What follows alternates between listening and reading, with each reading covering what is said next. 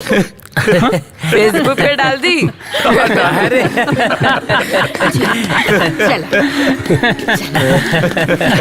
खीर बढ़िया बना है।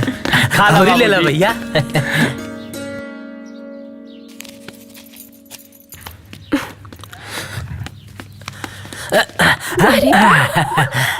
एक कौन चाल जी अभी भी बिछावन ठीक कहीं नहीं। अरे जब तू साथे बाड़ू त चटइयो गलैचा लागी सोना।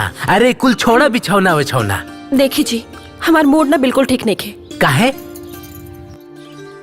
ये सब का होता रहुआ घर में, मतलब देख देख के हमार मूड खराब हो जाता। अरे ये सब तू काहे सोचत बाड़ू? काहे ना सोची जी, ऐसा ना ड्रामा हम पहली बार देखा था नहीं। आज ससुरारी के नाम पर सब लोग हल्ला करे लगा था। अरे ये हमरा घर के पुरान ड्रामा बा। एके हमार दोनों भैया आ दोनों भौजी रोज देखा था। आ तू एकरा के फिल्म नियर देखा। हाँ? मतलब? अरे मतलब आज ले हमार बाबूजी आ दोनों बड़का भैया एको बार ससुराल ना गईले। यही से ए लोगन में अनबन रहेला। हे जी रोत ऐसा ना करब ना। अरे तू काहे ऐसा सोचता रू? देखिए ना हमरे नैहर वाला के ना आपसे बहुत उम्मीद बाजी। हमन माई जी बाड़ी ना रवा के अपन बेटा के बराबर ही माने ली। अगर रवा भी ना यही लोग जैसे हमरे नैहर वाला से बर्ताव करब ना तो सच बताओ तो नहीं उन लोग के बहुत बड़ा धक्का लगे। ऐसा कबो ना हो सकेला। ए रिश्ता ता ऊपर वाला के जोड़ल बा। एकर स्थान बहुत ऊंचा बा। हमरा पे भरोसा रखा।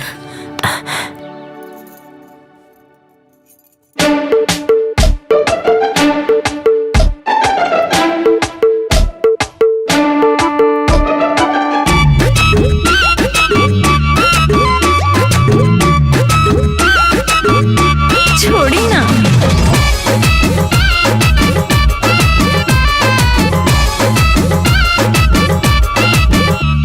सास ससुर भसुर बाड़े मात को दीफानी। घड़ी घड़ी आवत जात बाड़ी जेठानी।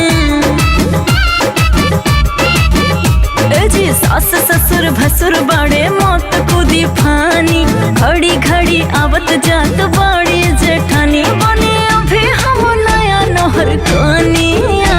छुप छुप के चला कइल जाओ प्यार धनिया। रानी दे दो ध्यान हो हमार धनिया। छुप छुप के चला कइल जाओ प्यार धनिया। तनी दोनों ध्यान हो हमार धनिया।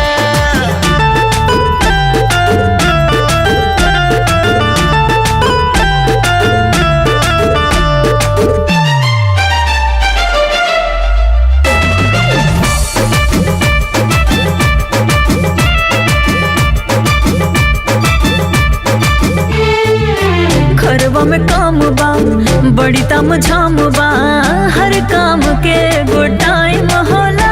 घर में नया नया चरखा लागल बा। केहू सुतल तो केहू जागल बा। हरी जाई न तो फेंक देहब पानिया। छुप छुप के चला कइल जाओ प्यार धनिया। रानी दे दो ध्यान हो हमार धनिया। छुप छुप के चला कइल जाओ प्यार धनिया। तनी दोनों ध्यान हो हमार धनिया।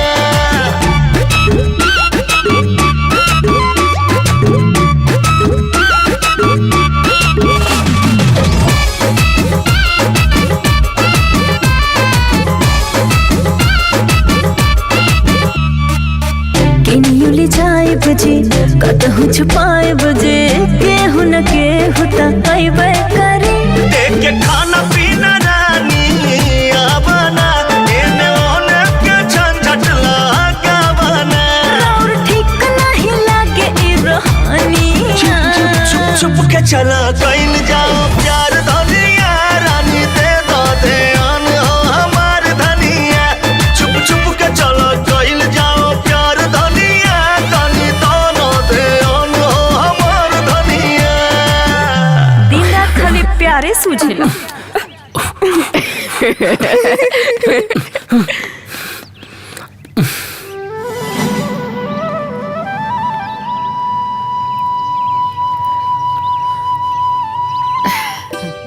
समझी जी, तीनों बहन में सबसे छोट बचनिया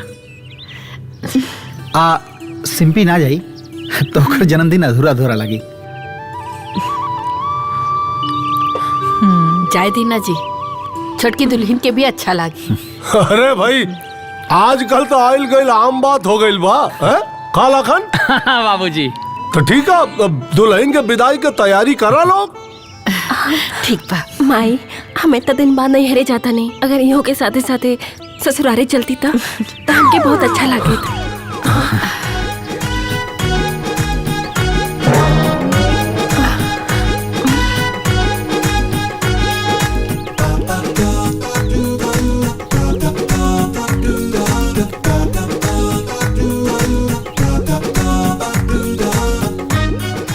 अरे तू पागल भइल बाड़ू का? हमरा घर के इतिहास में ना ससुरार हमार सरदादा, ना परदादा, ना हमार दादा, ना हमार बाबूजी, ना हमार दोनों भैया गईले, तो हम का अपन घर के इज्जत माटी में मिलाई?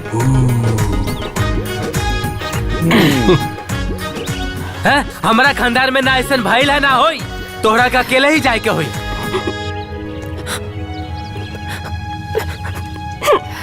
हटी दीदी।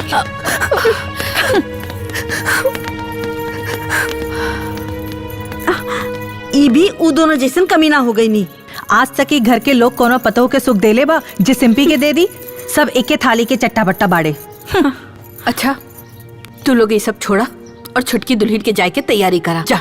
जी ठीक बा।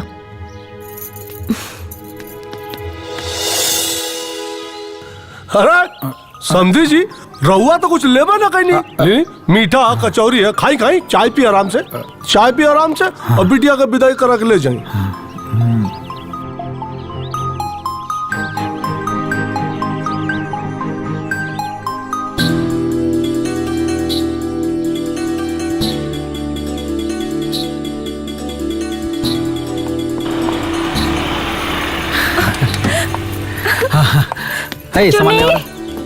डिम्पी दीदी, दीदी कैसे बात? बढ़िया, अपन बताई बेटा। माई प्रणाम माई। खुश रहा। कैसन बाड़ू? बढ़िया। दीदी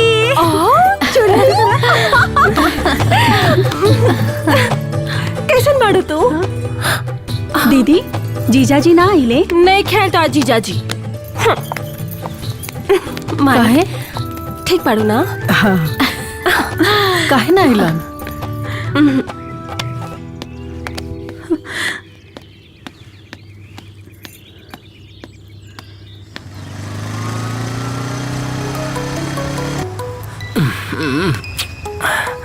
अरे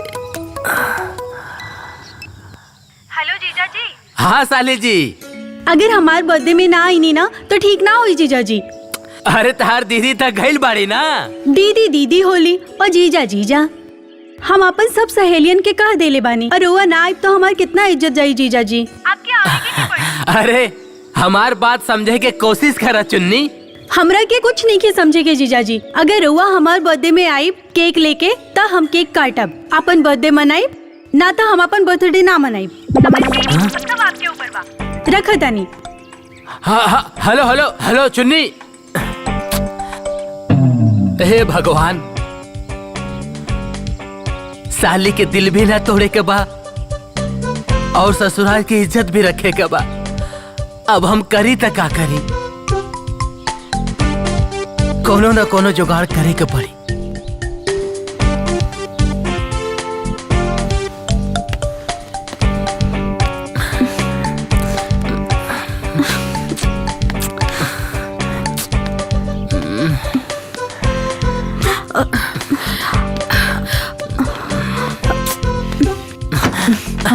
अरे माई आवा आवा, बैठा बैठा। अरे जल्दी आवा, बैठा बैठा बैठा। बोल काहे बुला ले? देख माई, अगर हम ससुरारी ना जाइब ना तो हमार बड़ी बेइज्जती हो जाई। सब लोगन के सामने नाटक काहे करत रहलिया? अरे नाटक ना करती तक का करती? तू ना जाने तो वो लोग के। ए बबुआ जी रवा जाई, यहाँ हम सब संभाल ले। अरे होई का, जब उनके पता चली तब ना। आज ले हमने के एक भी संतरा ना पूरल, कम से कम वो बेचारी के तो पूरा होए। बस कर। एक काम कर। हाँ माई। तू ना सरहाली जी पे तो खर्चा तो लगते करी। साली सरहज हुई पैसा रखिए खर्च करिए। अरे माई प्रणाम प्रणाम भाभी। खुश रही खुश रही। अब जाए हम अपनी ससुरारी। Yes.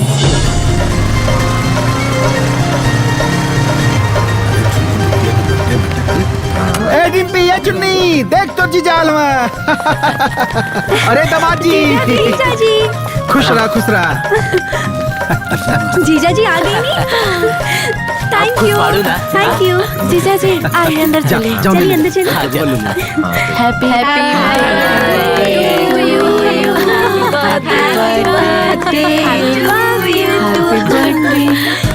Birthday to you.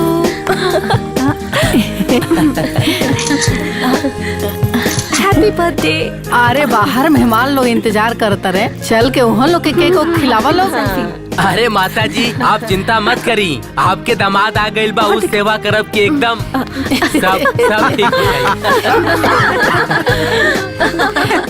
Mummy हमरा तरफ से भी।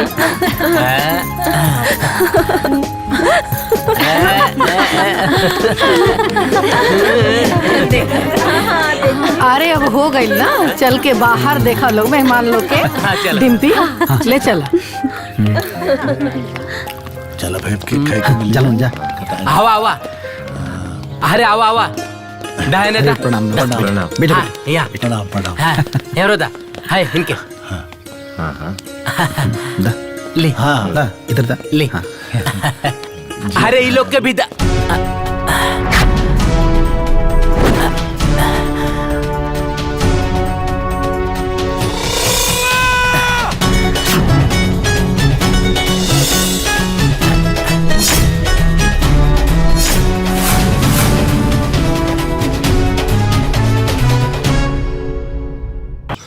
अरे हमार नाक कटवा दे लेता है। अरे जौन बाबूजी, काम सात ना, पुस्त में ना ना भाई बाबूजी, तवन ना। टेक का धले। अरे रुक। अरे भैया, थोड़ा मत अरे, पकड़ हड्डी अरे, पकड़ अरे, तो अरे, पकड़े अरे, भागत अरे, अबे लाठी ना गोली चली गोली। हमने लोग ससुराल अगर पश्चिम में बा तो पश्चिम में सर करके सोई नहीं ना। ई ससुराल के मजा लेके आ रहल बा। माई ते हट जो आज एकर बलि चढ़ी बलि। नालायक कमीना कुकुर लेके देकर बेली चढ़ी बे। अरे कौन गलती के ले भाई? ससुराल का चल के तो हिंदुस्तान हिल गए, भूकंप आ गए। मर्द बाहर तो बाहर निकाल, औरत के पल्लू में काहे बता रहे बेइज्जता कहीं के। वो तो हाथ लगा के दिखाई है। तसला रहुआ माथा पर फोड़ दे। लगाई हाथ लगाई ना। ससुराल के सामान निम्मन लागी, ससुराल ना। ससुराल के दान दहेज निम्मन लागी, ससुराल ना। ससुराल के दुश्मन, हाय हाय हाय। ससुराल के दुश्मन, ससुराल के दुश्मन, ससुराल के दुश्मन, ससुराल के दुश्मन। सुरारी का खाएंगे बस गुन नहीं गाएंगे। झूठी मर्दानगी का झूठा बस रोब दिखाएंगे। बारात लेके गए थे काहे जी? अरे सात बचन भी कहे थे काहे जी? काहे प्रॉब्लम ससुरारी से ही हमको समझाएंगे।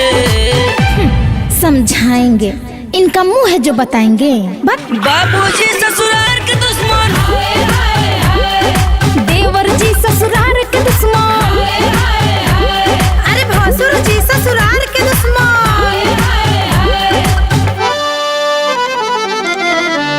आह रई रई रई, आह रई रई रई रई। और लागे जे करा ससुरार के हवा, उलाज शरम सब भुला लहो। और नीमन नीमन घोड़ा हवा, जाके गदहा बन जाला हो। एकदम सही बोले। और जैसे खीर में नून न शोभे, गर्दा गर्दा शोभे न चीनी तरकारी में।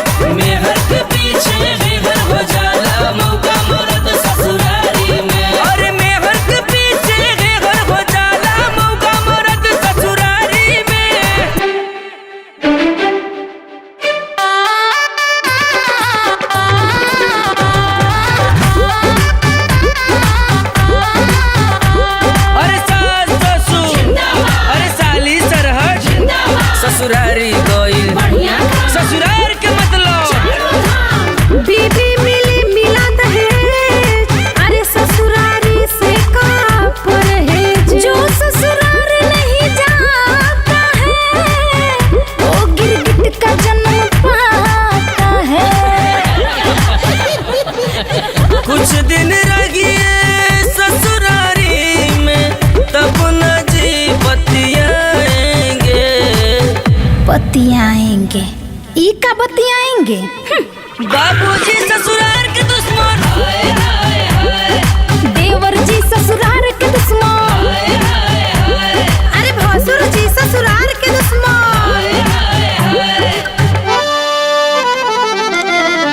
आहा रई रई रई, आहा रई रई रई रई। जे जे अरे यार जे कुकुर ससुराल के चाटे, अभी सुर पकड़ा है। समाज में भैलू ओकर जीरो बा, जे ससुराल के भाव न देला ऊ सुपरस्टार हीरो बा।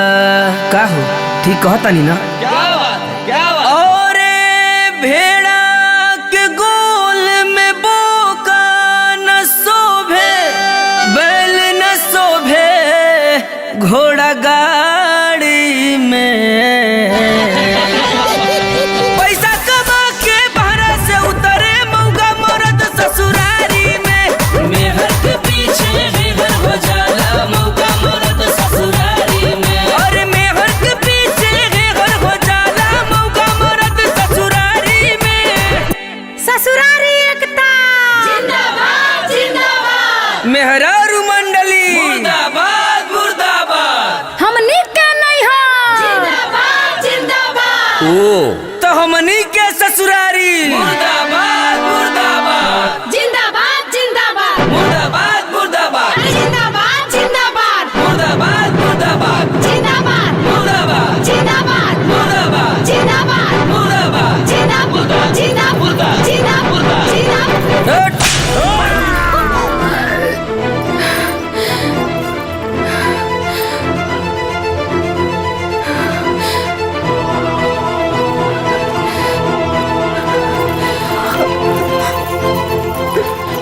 आज ले हम समझत रहली हा ई घर में ससुराल के लेके नफरत बा, बकिर ना ई घर में औरत के कोनो इज्जत नहीं खे।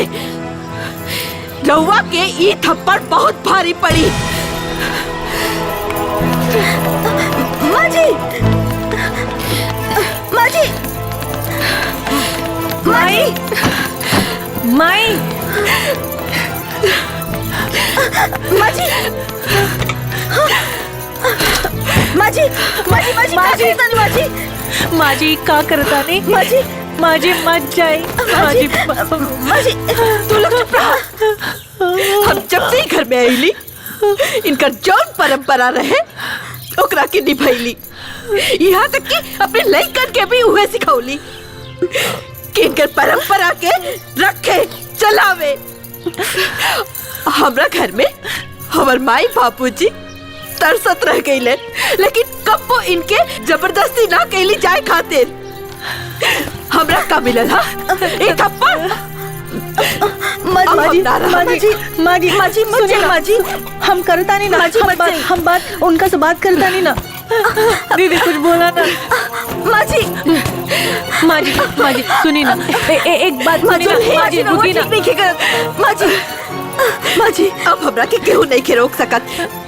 अगर हमरा के केहू मनाई तो तोहर बाबूजी और वो हमरे घरे आकर के। माँ जी रुकी माँ जी। ए माई जाए देना मत जो, तू तो जानत है ना बाबूजी के बारे में। ए पिंटुआ खबरदार जी अपने बाप के बचौली के लेता तोरा के हमार के लिए। का लगोले बड़ाई सब बंद करा ड्रामा। जाए दे जकरा के जहाँ जाए के बा। हम रउआ से सलाह न मंगली है। अरे तो हम सलाह दे भी ना रहल बानी। अरे पिंटुआ कमाई तू सुन ला, ए गलत फहमी में मत रहिया कि डोली कहाँ लेके आई तोरा के नहेरे में मनावा है। तो रउआ हमारे एक बात याद रखी, आज ले हम बिना बुलौले चलावत रहली हाँ, बकीर अब की ना। भले ही अपने नैहर में मर खप जाइब, बकी जबले रउआ हमरा के लेवे ना आइब, हम ई घर के चौखट पे कदम भी ना रखब।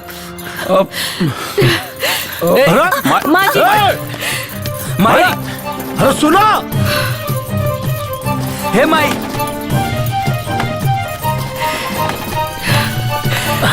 अरे तो जातू ना सुनावत केकरा के बाड़ू और जात बाड़ू तो यो सुन के जा कि मरते मर जाई है, लेकिन रघुनंदन अपना ससुरारी में कदम ना रखी है और वहाँ के लोगन के भाग्य में हमारा दर्शन नहीं के जा।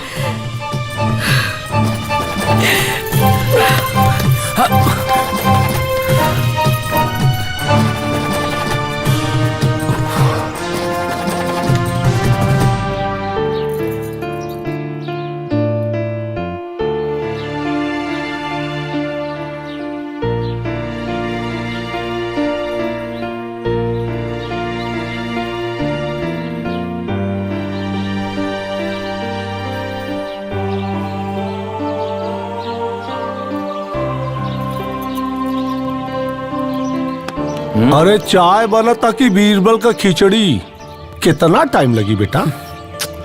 अरे चाय काहे न लेके आवताड़ू, सूत गइल बाड़ू का? आदमी ना हो जो चल के आ जाई, पहले पानी डलाई, चाय पत्ती डलाई, फिर उमे दूध डलाई, फिर छन के तबे ना मिली। आज आ जाई। यह कुल सुना के रह गल रहे अभी घर में।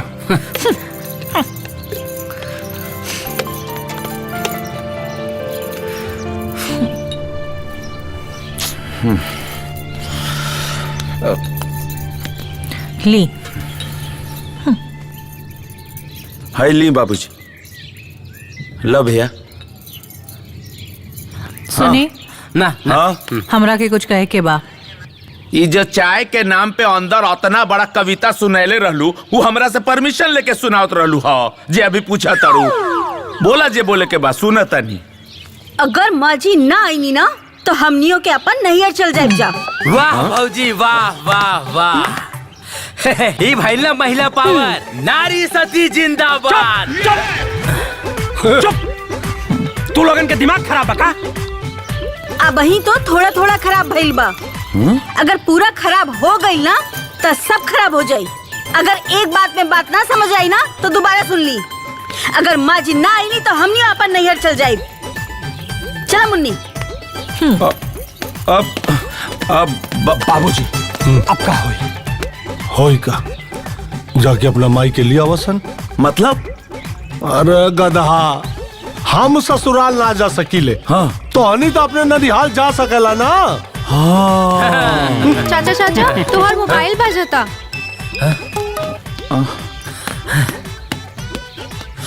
ये पिंटुआ बड़ा फुरफुर फुरफुर करता, एकरा कुछ करे के पड़ी। ओकर फुरफुराहट मत देखा, चाय गरम है, फूक फूक के पिया। हेलो कहो का हाल बा? हाँ जी हम तो ठीक बानी। रहुआ कैसे बानी? जब से आप गइल बानी तब से कोनो फोन वोन कुछ ना, सब ठीक बा ना? अरे का बताई, हमरे चलते घर में पूरा महाभारत हो गइल बा। अमाई घर छोड़ के चल गइल बिया। का? हे भगवान, ये सब का होता जी रहुआ घर में? का जी अजी रहुआ तो हमने के एकदमे भूल गइल बानी। चुप कराना 2 मिनट खातिर। जीजा जी सुने ना, हम आ जाएगा वहाँ पे। अरे पागल बाड़ू का? ना ना ना बिल्कुल ना। अमाई घर छोड़ के चल गइल बिया। अकल दोनों भाभी भी वार्निंग दे देले बाड़ी कि माई जब तक घरे ना आई ना तो वो लोग माइक के चल जाई। का? तो रहुआ लोगन की खाना पीना कैसे हुई? अरे चाहे जैसे होखे, यह मौका बा कि घर के 5 पुश्त पुराना बकवास इतिहास बदले के। रहा माई से फोन करके बात करत रहिया। काल हमने तीनों भाई के जाए के बा माई के मनावे, देखा माई का कहेली। रे कुकुर, तोरी की हिम्मत कैसे भाई अपने बाप के कहले पे ही जावे के? अरे माई, ये लोग तोहरे मोहे ना आइल बा, वो तो दोनों भौजी लोग वार्निंग देले बा। तू ना आई भी घरवा ना तो वो लोग चल जाइए नैहरवा। अरे दीदी भगना हुआ सन, पहले एकनी के कुछ खियाओ पियाओ ओकरा बाद बोलिए। एमे एकनी के का दोस्त बा? दोस्त बा, ये दोनों लोग भी वही जा रहले, बकर एक शब्द ना निकलल। इहो सब अपने बापे के थाली के चट्टा बट्टा बाड़े सन। गोड़ लागत है। खुश रहा। अरे मामी, माई के समझावा ना, नाता घरे में बगावत की तैयारी होता। ना बाबू ना, अरे यही बाड़ी कि इतना जिल्लत सालने के बाद आज तक बैठल बाड़ी। अगर हमरे ऊपर ही बीतत तो हम तो कब्बे के वो आदमी के छोड़ देती और न तो ससुराल छोड़ देती। सही बात बिल्कुल अरे हमर बाबूजी अपन दोनों पाँव पखारन अपन दामाद के झलक देखे खातिर तरस तरस के मर गई। हमार अम्मा दूसरा के घर में दामाद आवे तब रोवे लागे, अपने दामाद के निहोरा करत करत मर गए। पकिर पत्थर दिल आदमी के दिल न पिघलल। अब भले ही हमार जीवन यही बीत जाए, पकिर जबले उ बुढ़वा हमके लेवे ना आए हम न जाए।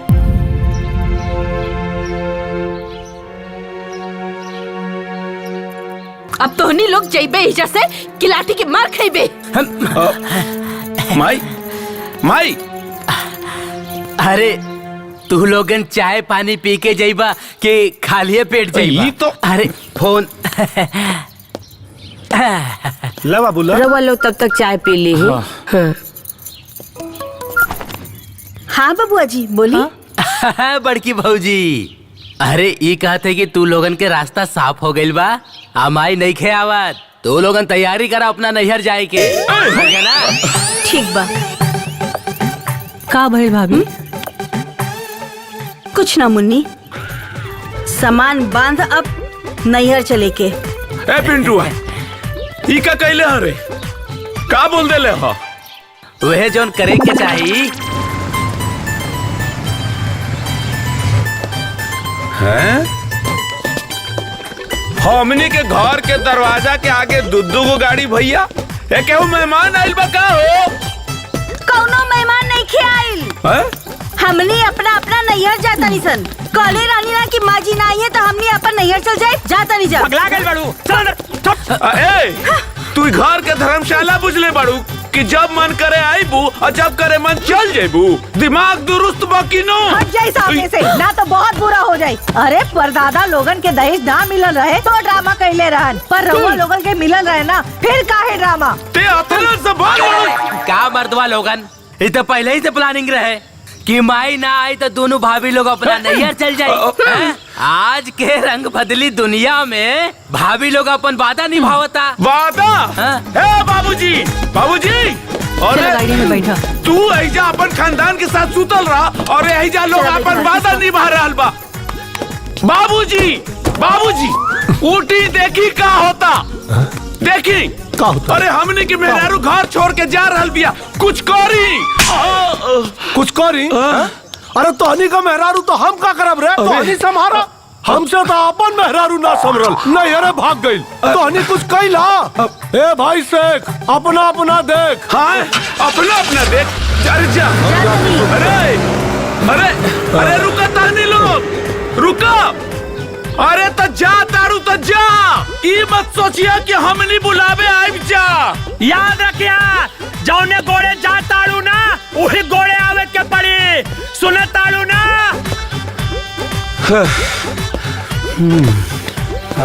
कहो भैया, अब का हुई? अब का होई? सारा कांड ते ही कैले बारे, सब तेरे वजह से भाईल बा। अते पूछा तारे कि हन तो और का? अरे सब अरे बकरा एकरे वजह से सब भाईल बा। आज ना छोड़ा बेकरा के हम। सही भइल, अब एकनी के बाप को तकलीफ पता चली। सार लोग हमार व्यवस्था बिगाड़ के अपने मजा करत रहना। अब धोआ बर्तन काटा तरकारी सारो लोग।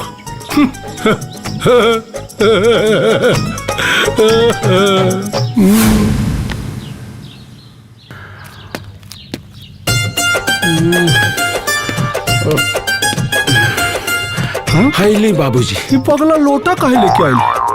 अरे प्रेशर ना बनल है जवन लोटा लेके आइला खेते जाए खातिर। हम चाय मंगनी है कि पी के प्रेशर बना के खेते जाए। कतना बोले नी बाबूजी, ठीक से देखी ना, ये लोटा में पानी नहीं के चाय बा, चाय गरम गरम बा, गरम अरे गरम। लोटा में चाय काहे? कपवा कहाँ रखाइल? कपवा सब गंदा बा, अभी सब धुलाई नहीं। अरे बाबूजी, चाय पीबा की लोटा। हाँ बड़की भौजी, मुन्नी भाभी के कॉन्फ्रेंस पे ले ले ही बतियाला।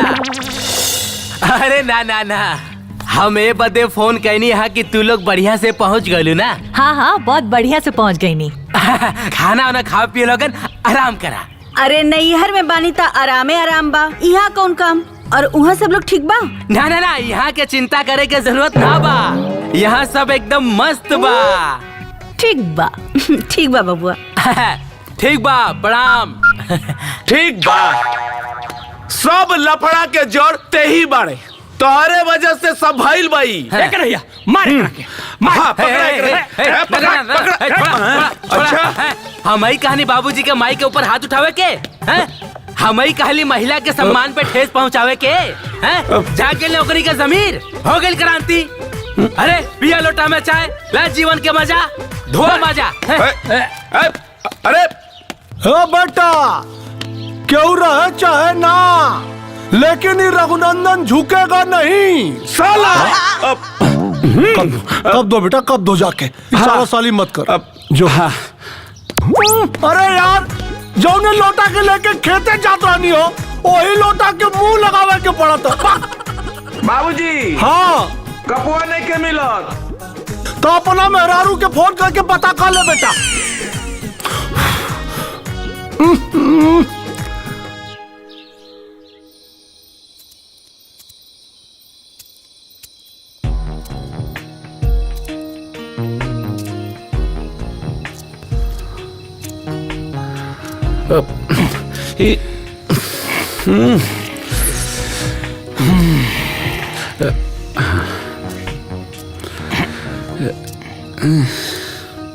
बेटा हाँ? अरे बेटा कैसे छीलल जाला, कुल गुदवा निकल गए बैगन का। हाँ बाबूजी, रउआ बैंगन के छीलतानी। हाँ ए भैया, बुझाता माई गईली तो बाबूजी के दिमागो लेके चल गईली। बैंगन कब वो छीलल जाला? अरे लौकी छीलल जाला, बैंगन काटल जाला बाबूजी। तू तो ऐसे कहता रहा जैसे बचपन से हम बैगना छीलता। मालूम ना काका कहले बड़ो, हमरा के तो नहीं थे मालूम।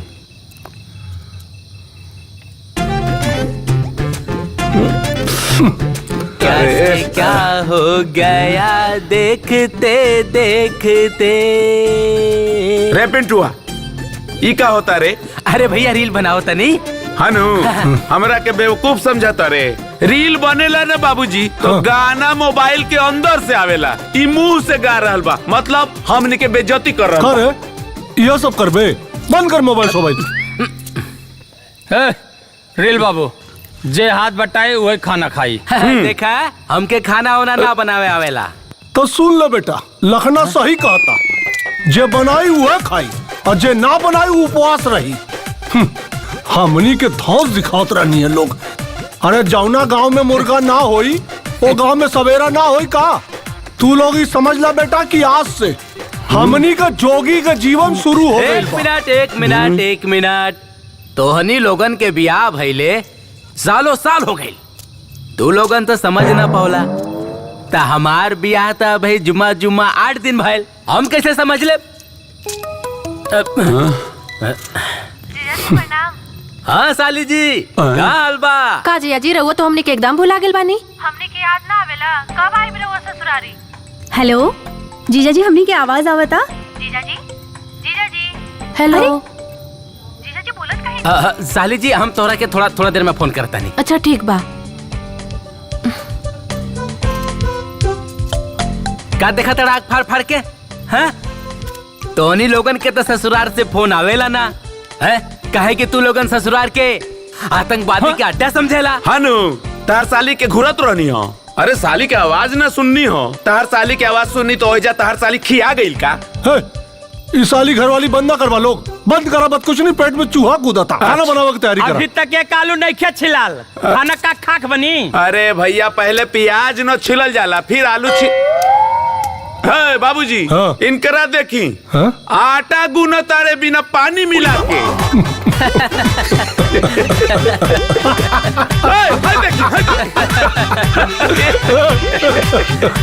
बन गई रोटी।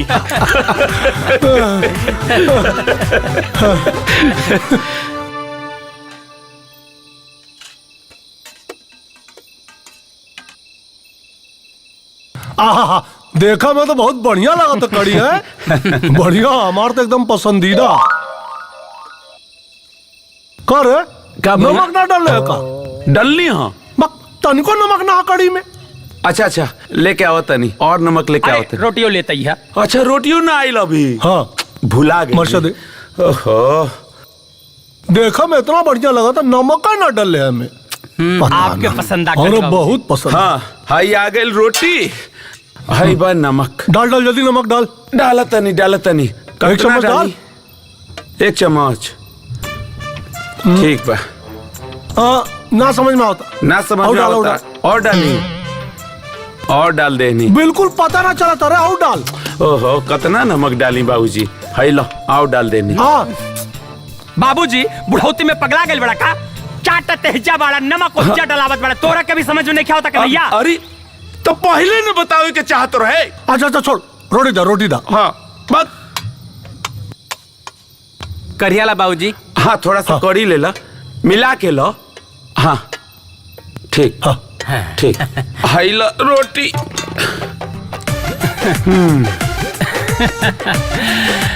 ली ना। हाँ ला भैया। हाँ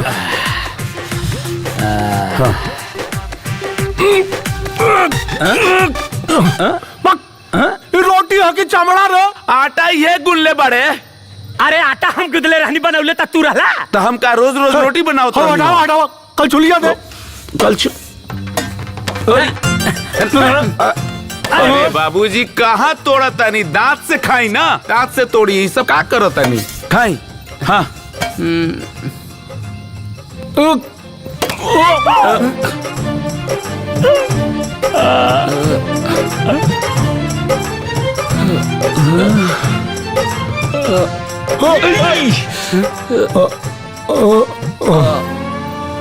जा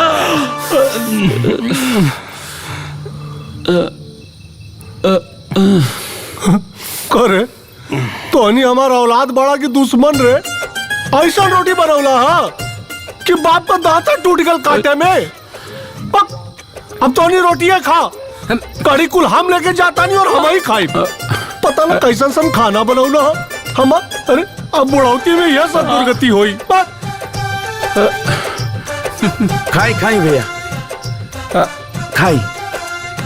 हाँ अच्छा खा चाप के खा ये वाला खा।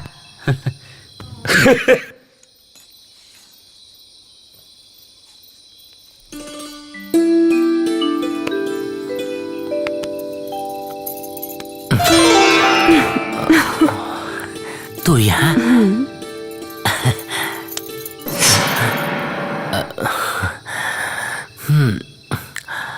अरे ई का होता हमरा के लागत फोन लगाओ के पड़ी।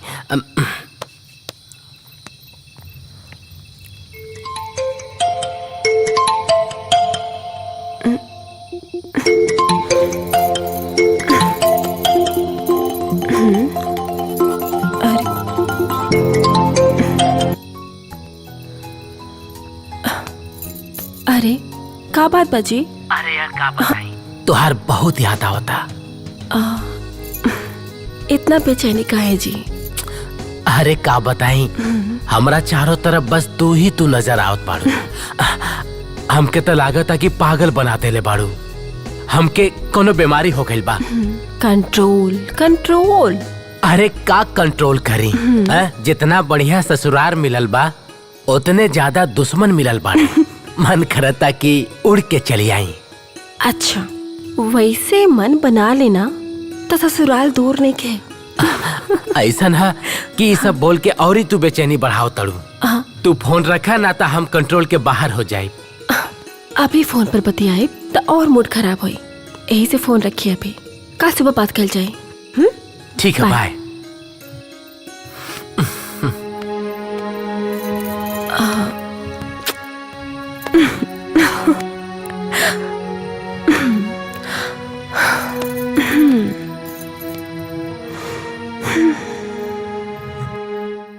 अरे करो यह धोती पहरी हम तो पहनी ना का दिक्कत बा। मौका तो धोती हमार कितना दिन से ना नहेली हो। कुर्तो 3 दिन का धोइला अब या कुल होई बुढ़ौती में। गंदा कुर्ता धोती पहनाता तनी। अरे धोता काहे न रे? अरे हमनी के कपड़ा मेहरारू धोत रहे, हमनी धोबी बनी जा। ला हमार साबुन कहाँ गए? ए लखना देखी ना कहाँ बा। अरे कन्हैया कहाँ बा रे? पूछा ना ओकरा से अरे कहाँ बा तनी चड्डी? पानी गरम कर ए, नहा के। बता ना बाबूजी के चड्डी कहाँ बा? न धोती मिलता न चड्डी मिलता। अरे साबुन ना लगा तो नहाई केकरा से? अपन अपन बिना साबुन के भी स्नान हो सकेला बाबूजी। बहुत ससुरारी के दुश्मन बनत रहला। ला भला ना ही कोनो मेहरारू ना बहुआत रहा। अरे हमार धोती कहाँ रे? का भइल? अरे हमार धोतिया ना मिलत है। कहाँ धोती हमार? हमरा का मालूम कि तार धोती का बा, हम कहाँ से ए, लाके हमार दिए? ये है महाराज, ये हमार न लुंगी बा है। अपना लुंगी रउआ खोजी न मर दे, इनकरा धोती चाहिए, रउआ लुंगी चाहिए। अब हम कहाँ से लाके अरे दी? तो घर में ना रहेले। है बाबूजी, रउआ तो घरे में न रहे नहीं। जब रउआ के नहीं के मालूम तो हमरा के कहाँ से मालूम होई? हाँ हमार धोती खोजा लोगन पहले। अच्छा तब धोती कुछ काम खोजे होई। के बा। हाँ। खोजा हो धोती खोजा। अच्छा ई धोती खोजा, ई ऐसा धोती बा। अरे ई ला धोती तो मिल गई, लेकिन अंडरवियर कहाँ बा हमार? है महाराज, हम नहीं के पहन ली राउर अंडरवियर। हाँ है पिंटुआ, अंडरवियर कहाँ रे हमार? अरे सवेरे से कचार कचार कचार कचार कचार, केहू के लुंगी गायब हो गई, केहू के धोती गायब हो गई, केहू के अंडरवियर गायब हो गई। हम तो लोगन के मेहरारू जे हमरा पता रही हैं? अगर जेकर जेकर जौन सामान ना मिलत है अपने अपने मेहरारू के फोन के पूछला, आ नंबर ना होके तो वो कहा बता दे। हमरा के तो रही पे ढेर शंका बा। हनु अब चला बिना अंडरवियर के पहिरब। गजब आदमी बड़ा यार। अरे बा हमार मोबाइल केने बारे रे रे पिंटुआ। अरे भाभी मिर्चैया छत पे रख ले रालू, उतरलू है कि ना? हाँ हाँ बबरी उतार ले बानी। ठीक बा।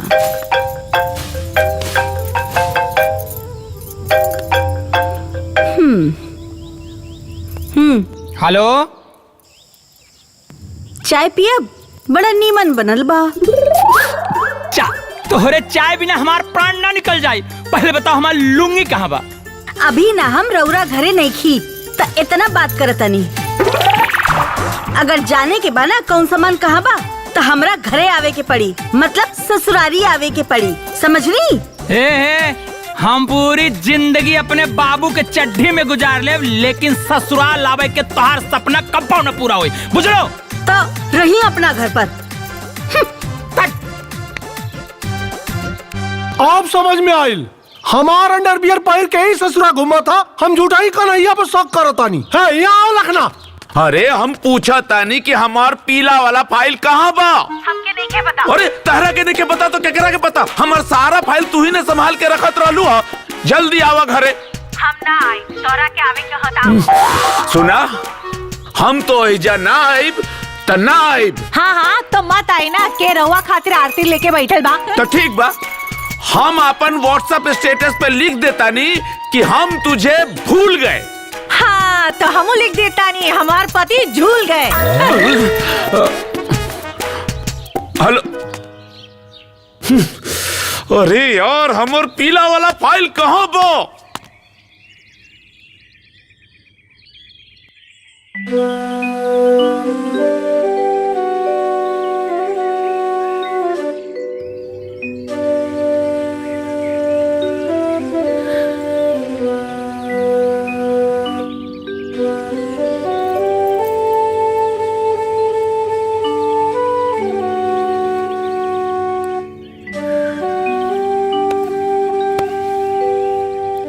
दीदी, ए दीदी। हाँ? अरे हम देखा थी तू आजकल बहुत उदास उदास रहा तारू। अरे तू तक जीजा जी के स्वभाव के बारे में जाना तारू ना? ए बाबू, ए बुढ़वा आज ले हमरे मन के बात ना समझलस।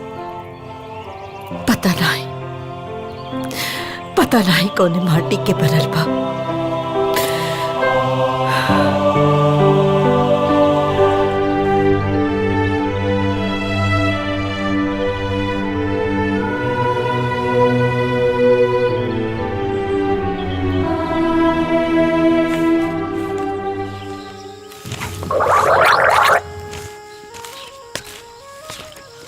अरे बाबूजी थोड़ा आगे बढ़ जाता। देखा तारा के अकेले हम सफाई करत आनी 4 दिन से। है ससुर 4 दिना में करिया मुचुक गल तार पहलवान बन के घूमत रहना। है पिंटुआ ए बेटा यहाँ रे। हाँ हाँ बाबूजी। यहाँ बैठ। हाँ अरे बाबूजी हाँ आज का बनी? अगर तोहनी के बनावल खाना हम 4 दिन औरी खा लेनी ना तो खटिया पकड़ ले। पता ना कैसन कढ़ी पकौड़ा खियोले बड़ा सन। 4 दिन से कढ़िया पकौड़ी निकलत बा। अरे 10 लगत हालत खराब हो गई। बाबूजी जाता नहीं। कहाँ हो? अरे कहाँ जाता नहीं? का मतलब साइट पे जाता नहीं भाई। नाइट में काम बा, 3-4 नाइट काम बा। ठीक बा तो हमार खाना उना ना बनी आज। ठीक बा? हाँ ठीक बा। ठीक। तू वहाँ ध्यान मत हम बुलाऊनी अपने काम से। अरे तब से तो बैठले ही बाबूजी। बताइए का करे के बा? कागज कलम लिया लिख जो हम बताओ। अरे कागज कलम छोड़ी, आप पुराना जमाना में रहिला। बताइए मोबाइल में लिख लेते हैं। तो लिख 2 किलो चूड़ा। 2 किलो चूड़ा। हाँ और 1 किलो चना चूड़ा नमकीन वाला। 1 किलो चना चूड़ा नमकीन वाला। और 2 किलो पेड़ा। 2 किलो पेड़ा। 2.5 किलो चना का सत्तू। 2.5 किलो चना के सत्तू। सही से लिख ले ना कुल लिख लेनी बाबूजी। लेकिन इतना ज्यादा सामान का होई? दुकान खोले का बाका? नहीं रे अपने खाए पिए का व्यवस्था कर रहल बानी। सवेरे सवेरे बढ़िया दही चूड़ा खाई। दोपहरिया का मिठा और नमकीन चूड़ा और राती का सत्तू घोर के पी जा एकदम टका। अरे का क्यों ना पेट खराब हो गया। बाबूजी हमने तहनी आपन व्यवस्था खुद कराबे। हे बाबूजी हमनी अपने खानदान के आन बान साने खातिर आज ससुराल के दुश्मन हो गए बानी। हमनी के भी ससुराल के रास्ता पता बा। ए पिंटुआ जितना सामान लिखले बड़े ओकर वजन डबल कर। पता ना ऐसा अगड़म बगड़म क्यों ना सारे कुल लूज मोशन लगत हालत खराब हो गई। जो जल्दी लेके आइया जो। तोहनी के हाथ करे कुछ ना खाई हम। जल्दी लिया। दिन भर लोटा लेके शौचालय में जाए के पड़ता। ना पकड़ी जा बार बार।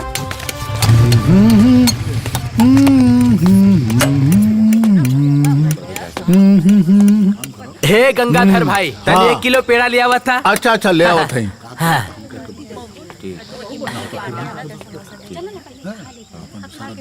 का बात बा पिंटू बाबू? आज पूरा परिवार पेड़वे पे जुटल बा। कौनो ही तैल बा का? ना था। अरे तो इतना पेड़ा का होई? मतलब? अरे अबे तक नहीं अभी 2 किलो लेके गईले हम। अब 2 किलो तू लेके जाता हुआ। कन्हैया भैया 2 किलो पेड़ा लेके गईले। हाँ हो। कन्हैया भैया 2 किलो पेड़ा लेके कहाँ गईले?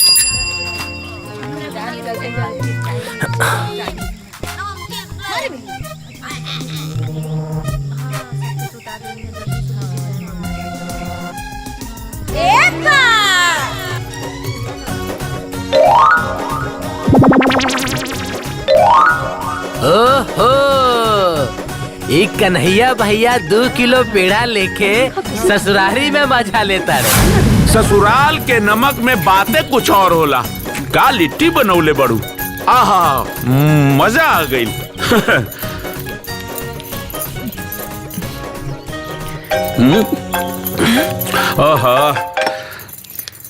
ला ठीक से खाइयो नहीं खिदेत।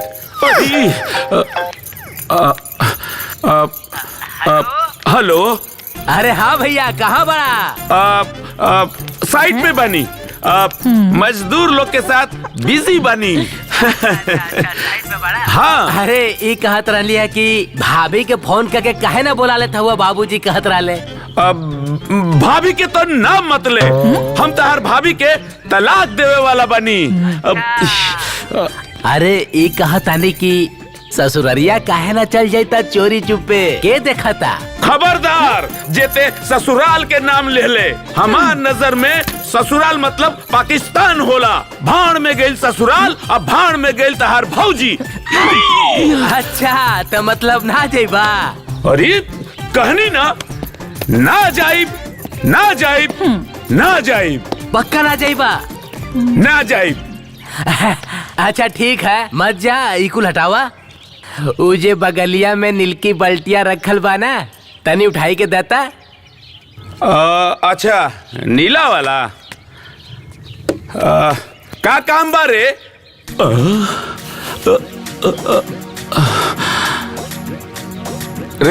रे पिंटुआ ते केने बारे रे? अरे लेफ्ट राइट छोड़ा, समनवा देखा समनवा।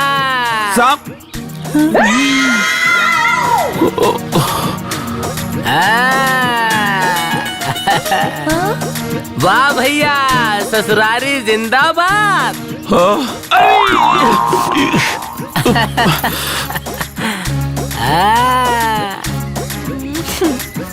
पिंटू तू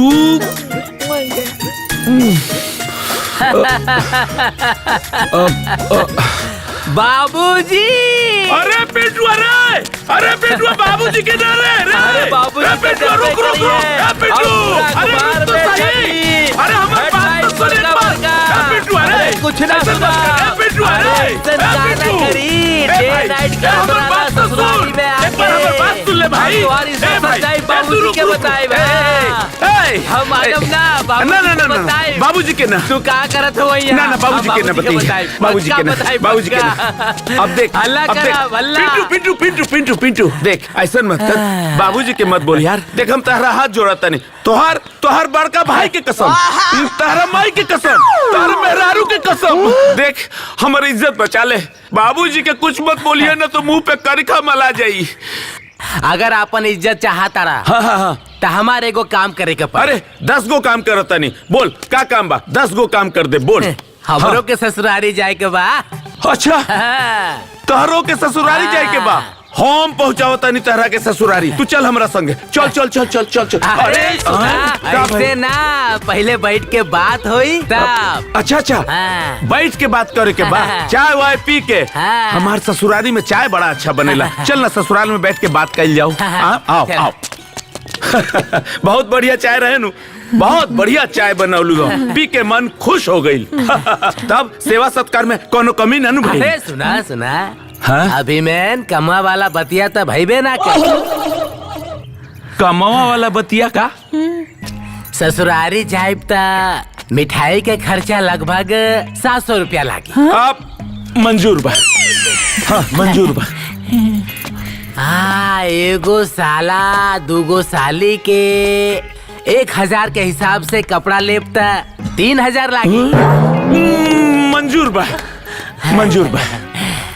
ससुर जी तो हमार दिहल लिहन ना, लेकिन साली के 3 गो सहेली बाड़ी, उन्हन खातिर छोला समोसा स्पंज मिलाई के लगभग 500 रुपया लागिए जाए। मजबूरी बा, मंजूर बा, मंजूर बा।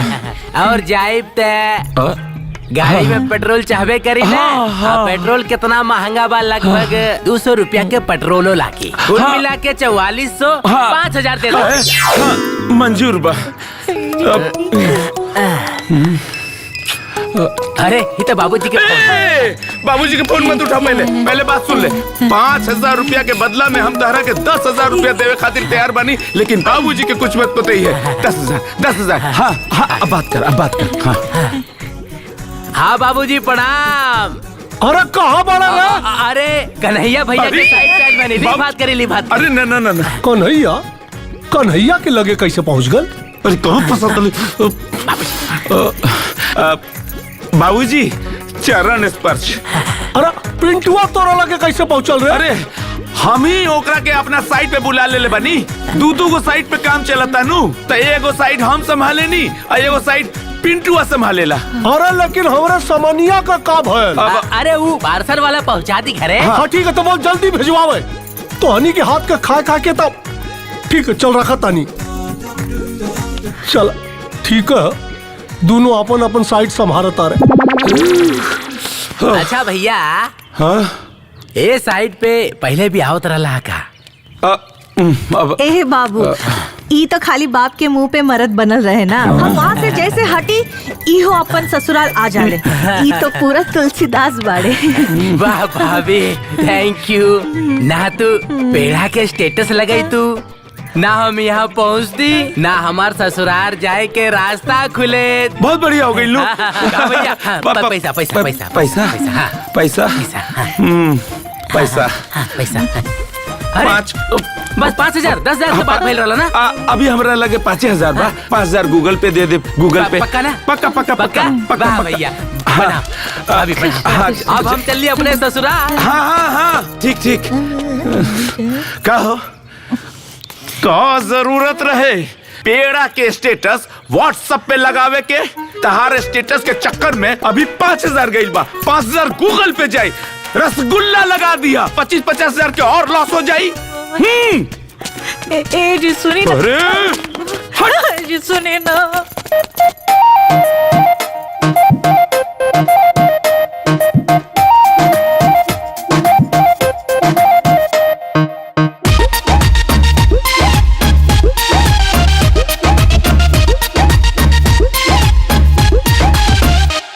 सासू जी का गौ चढ़िए साली के सरकत होई। वेलकम कर खातिर पत्नी जी के दिलवा धड़कत होई। सासू जी का गौ चढ़िए साली के सरकत होई। वेलकम कर खातिर पत्नी जी के दिलवा धड़कत होई। ससुराल से बढ़िया ना कौनो धन दौलत ना खजाना। ससुराल का दीवाना ससुराल का दीवाना हम हैं। ससुराल का दीवाना दीवाना दीवाना।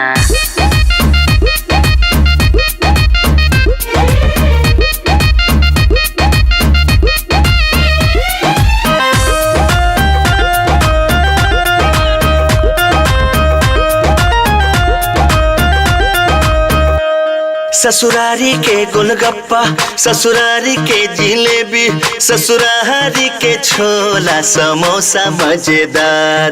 ऊपर से औरी हमर मूड ताजा करे हर मूड ताजा करे हमर डार्लिंग जी के प्यार। सजनवा रे सही ससुरा के गुण गावत रहा बलमुआ रे सही तो घुमावत फिरावत रहा। साली घर वाली के साथे हम बन गई नी मस्ताना। ससुराल का दीवाना ससुराल का दीवाना हम हैं। ससुराल का दीवाना दीवाना।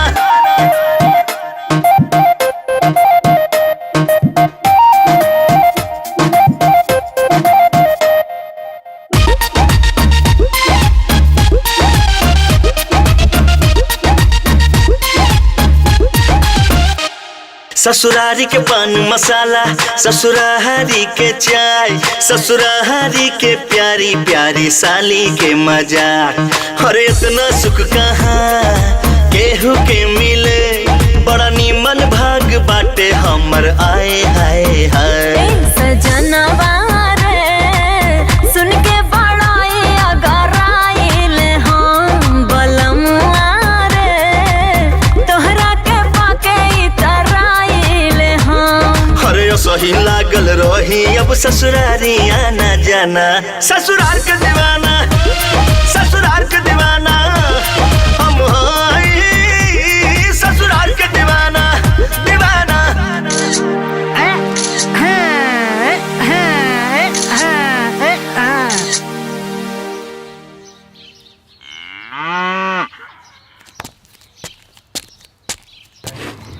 पाल लगी चाचा। हमारे पैर कैसे छुआ ले रे? पैर कैसे छुआ ले? तोरे जैसे ससुरारी के दीवाना का औकात नहीं के कि हमारे पैर छुए। तो हिम्मत कैसे बैल हमारा दुआरी पे आवा का? चल भाग भाग भाग यहाँ से। ठीक बा चाचा हम तो ससुराल के दीवाना है हमार कहाँ औकात बाकी रहुआ के सामने खड़ा हुई। लेकिन एक सूचना के संबंध में आई नहीं है। तोरे जैसा निर्लज के हम कौनो जवाब ना दे। भाग जो ऐसे भाग। ए चचा चचा तोहरा एगो मैटर के अच्छी अच्छी खबर बा। पहले ही बतावा कन्हैया भैया पिंटू कहाँ बाड़े? उ तोरे जैसे आवारा गर्दी नहीं करत दोनों। अलग अलग साइड हैंडल करत बाटे हमार बेटा दोनों। हाँ। Side handle. ए चाचा कौन साइड? ए चाचा हाई देखा कौन डे नाइट साइड देखा तारे? हाई देखा हाई देखा हाई देखा हाई देखा।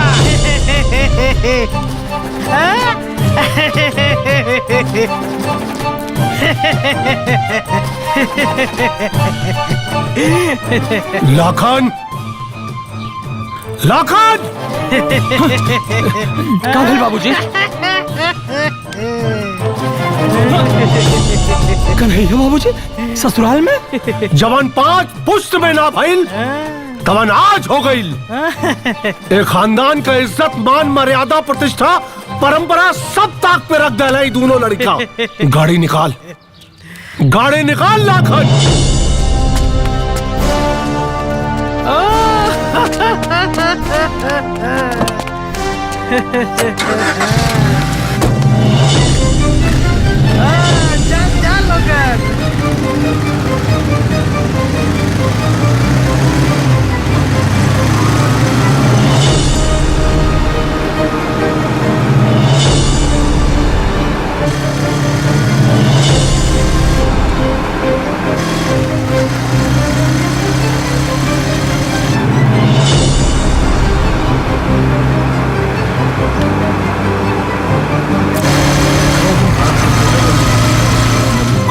कि परसों हो कन्हैया तो कुछ बात करके देखो मेरे से।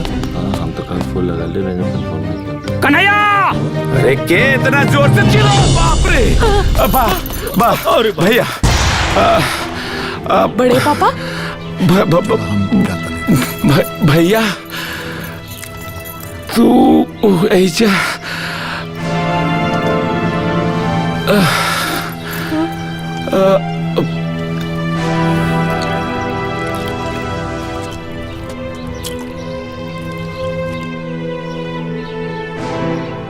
क्या बात बाप भैया? साले तई आके इज्जत बड़े पापा छोड़ दी बड़े पापा। बड़े पापा छोड़ दी ना। बड़े पापा छोड़ दी।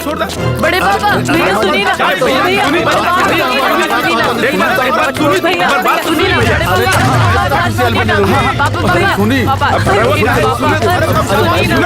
भैया गाड़ी में बैठ के बाबूजी को बुलाइए। बाबूजी की कुछ न बोले के बाद भैया हमारी सारे आदमी बा भैया। कैसे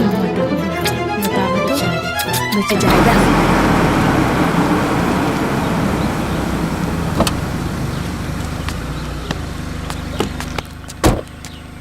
पिंटुआ बाहर निकाल। बाबूजी पिंटुआ बाहर निकाल बाहर। कहाँ बढ़ रहा है? बाहर निकल।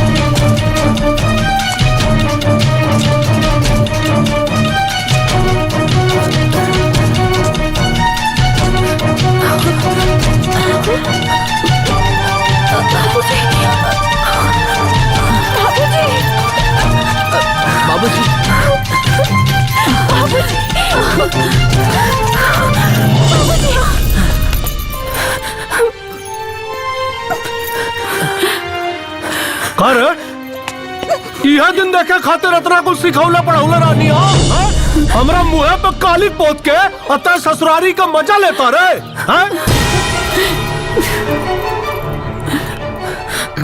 बाबूजी आखिर यहाँ के कौन गलती कर ले बानी कि इनके ससुराल में सबके सामने ऐसे घर सीट किन के ले जा रहा बानी। दुल्हन जबान मत लड़ावा तू। अरे ससुरारी में आके हमनी के 5 पुष्ट के परंपरा का मजाक उड़ौला सा। मजाक उड़ौला सही। माफ करी बाबूजी, लेकिन हमने के माँ बाप हमने के बिजले नहीं खा, उन लोग भी यहाँ पे इज्जत बा। अपन जुबान बंद करा दुल्हन, तू चल जा यहाँ से, जुबान मत लड़ा वहाँ। बहुत गलत हो रहा बा। अच्छा तब रहुआ हमरा के समझाई कि गलत तो सही का होला है? अरे आपा के साथ ही कुल हो रहा बा। हाँ पर एक बात सुन ली, पहले ही हमार बेटा है, ओकरे बाद राउर दामाद है। अरे जकरा के अपना इज्जत का मतलब है ना पता, वो हमार इज्जत का जानी। अपना बिटिया से बोला हट जा सामने से। ए दुल्हन हटा सामने से, हट जा दुल्हन। अरे बोलता ना महाराज, हटा बिटिया के, हटाओ एकरा के। अरे हटाई महाराज एकरा के, हट जा यहाँ से। चला तो घरे बताइला। चल बैठ अंदर डंडा मारा। चल भीतर। है ड्राइवर, गाड़ी स्टार्ट कर। चल ससुरारी का मजा ली है, चखाओ तो के मजा बेटा आज।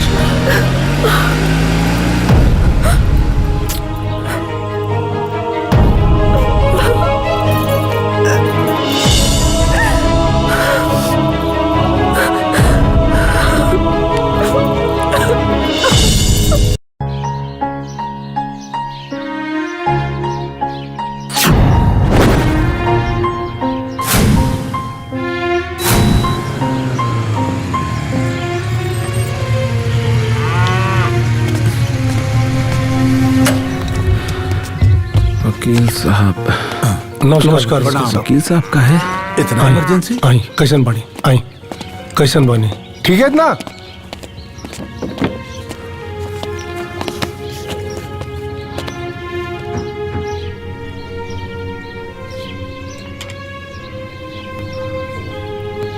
वकील साहब तलाक के पेपर तैयार करें। बाबूजी तलाक के पेपर? हाँ बेटा,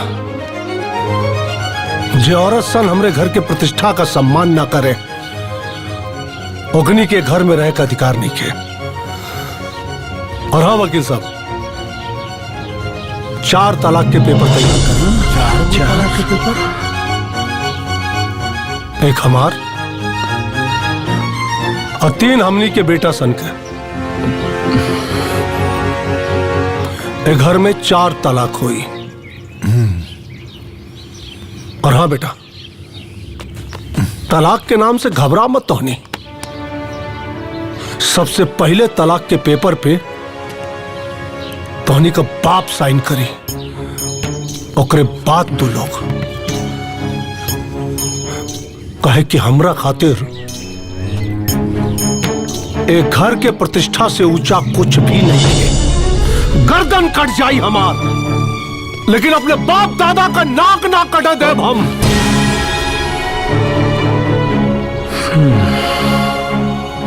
और अब एक घर में तलाक होई। ठीक बा, हम 1 घंटा में तलाकनामा के सब कागज तैयार करवा के ले आवत बानी।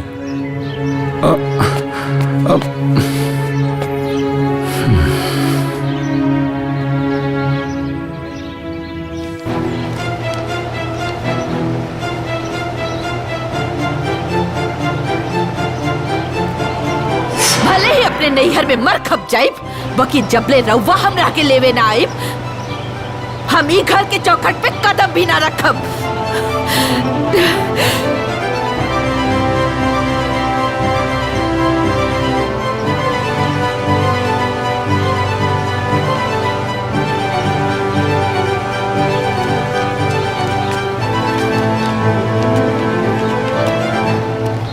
यहाँ साइन करते।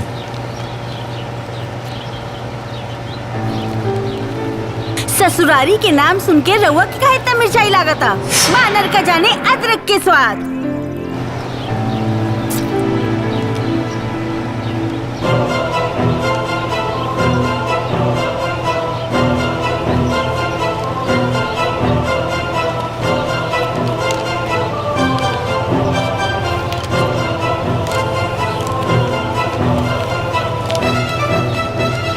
रवो करिए जा।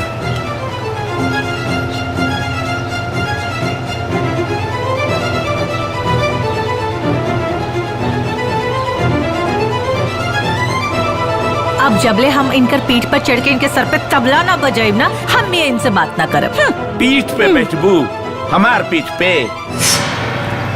साइन करी।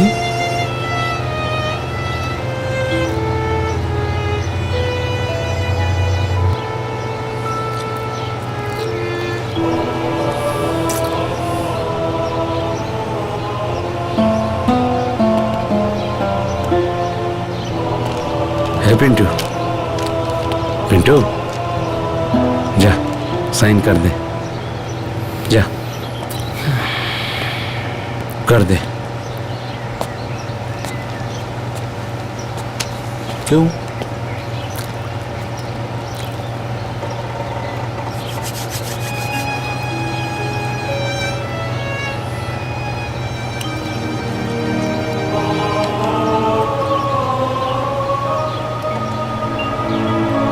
दामाद भी ना बेटे के बराबर होखेला।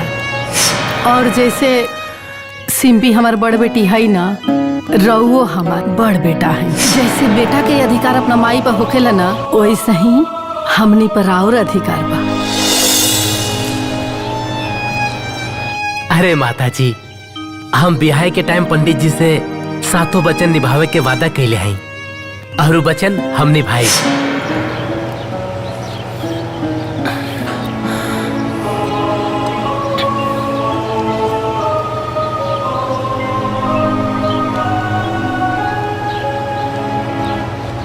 साइन करा पिंटू। ना करम साइन और ना देव तलाक बाबूजी। बहुत हो गई ड्रामा। तोहके अपन दकिया नुकित शपथ के आगे ना केहू के मान सम्मान के परवाह बा और ना समाज के। अरे जब ससुराल से इतना ही नफरत रहे तो काहे खातिर ब्याह कहनी? भाड़ में गए शपथ और भाड़ में गए तलाक। हम चाहते नहीं अपने ससुराल।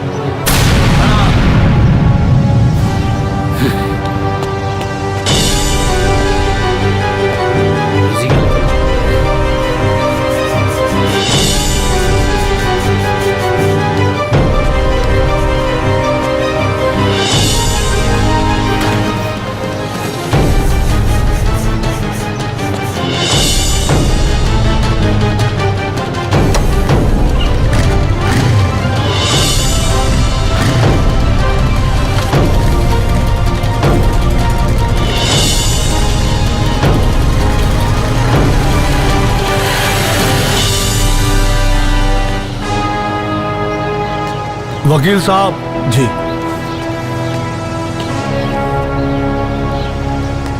तलाक के नोटिस भेजे के तैयारी करा।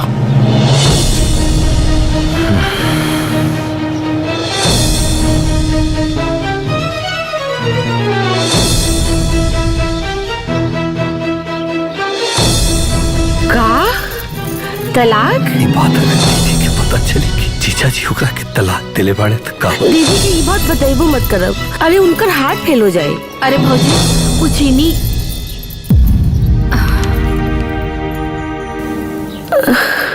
ये कैसन कागज है रे? पोस्ट ऑफिस के कागज है, कोनो खास बात नहीं खे। काहे घबरात बाड़ी दीदी? तोहरे जीजा जी के कोनो खबर ढानु आइल ह?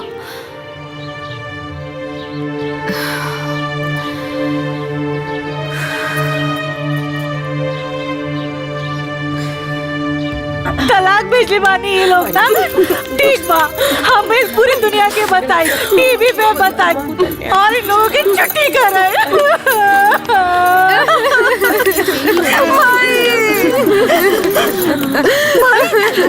जाओ नंदा कि हम अपन घर समझ के सजावट रानी।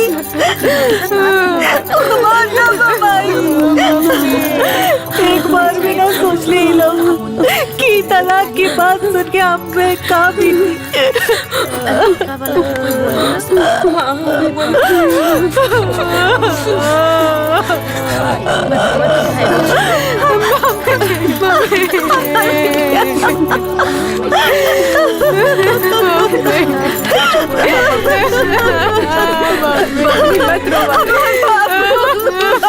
बाबू।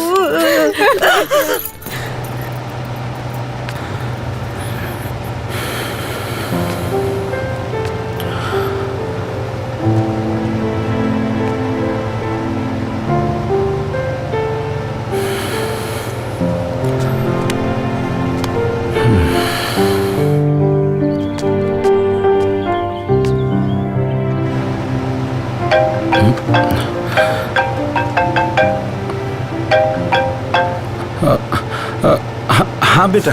पापा, ए पापा। हाँ बेटा। का दोनों लोग हमने के छोड़ दे? ना ना बेटा।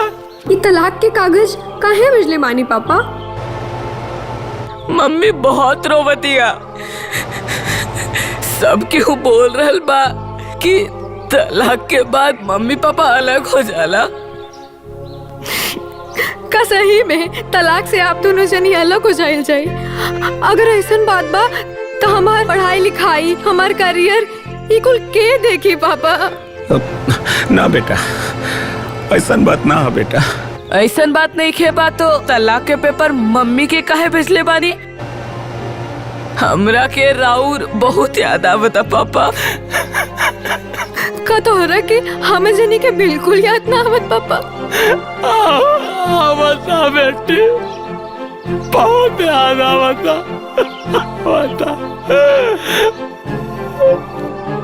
तो हम दिल के आएब ना पापा, आएब ना।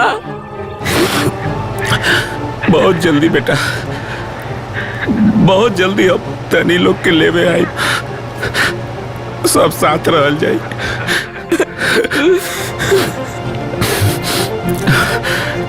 हाँ हाँ हाँ।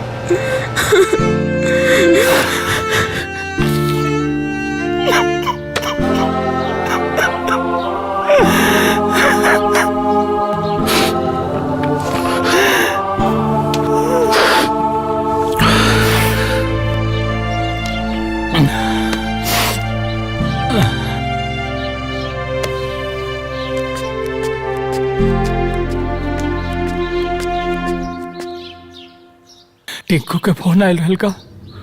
तहरा के कैसे मालूम भैया? अन्नू के भी फोन आयल रहल। हे भैया, तहरा के नेखे लागत कि हमनी से गलती हो रहल बा? एगो मूर्ख से भी पूछल जाई ना तो वो बता दी कि हाँ गलत हो रहल बा। बाकी ये सब बात हमनी के समझ में काहे नहीं के आवत? सब समझ में आवता कन्हैया। हमने आदमी के नजर में गिर गए बानी जा। अरे जवन पत्नी हमनी पर प्यार लुटौनी जा, हमने ओकरा पर सिर्फ नफरत लुटौनी जा। भैया ये सब कब तक चली और कतना लोग के दिल दुखावल जाए? अब तो हमनी लोग के बच्चा भी हमनी के नफरत के शिकार हो रहल बा भैया। रोवत रहे हमार लड़का। गलत चीज के गलत ना कहलवे, एगो गलती है होला। 5 पुस्त पहले के पहल गलती अब ना दोहरावल जाए। चल ससुराल। ससुरारी? भैया ये का बोलता नहीं रहुआ? हाँ भैया। रे पागल, सही कहा था नहीं। चल ससुराल चल।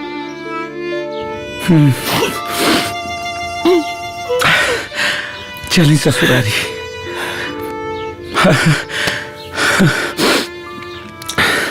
संपूर्ण जगत का निर्माण करने वाले परमेश्वर, आपका अंतःकरण अत्यंत निर्मल है। आपके मुख से ही वेदों का प्रादुर्भाव हुआ है। आपका ही विश्व स्वरूप और इसके विधायक ब्रह्मा है। आपको नमस्कार है। जय।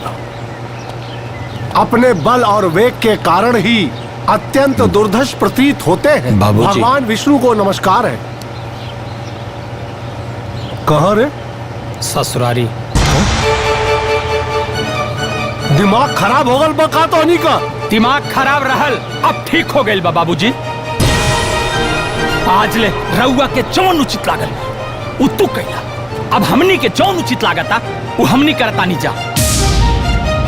हाँ बाबूजी, माई बाप हमेशा औलाद के ही समझावेला कि परिवार के कैसे चलावल जाला, परिवार के कैसे संभालल जाला। लेकिन रउआ तो हमनी के परिवारे से अलग कर देहनी। गांव में बदनाम करौला और ससुरालों में बदनाम करौला। और ये सब आपन झूठा परंपरा के चक्कर में। तो सुनी, रउआ ढोई आपन परंपरा, हमनी अब ना ढोब जा।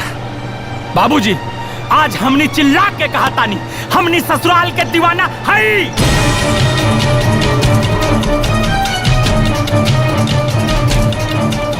चल चलो भैया, प्रणाम। प्रणाम।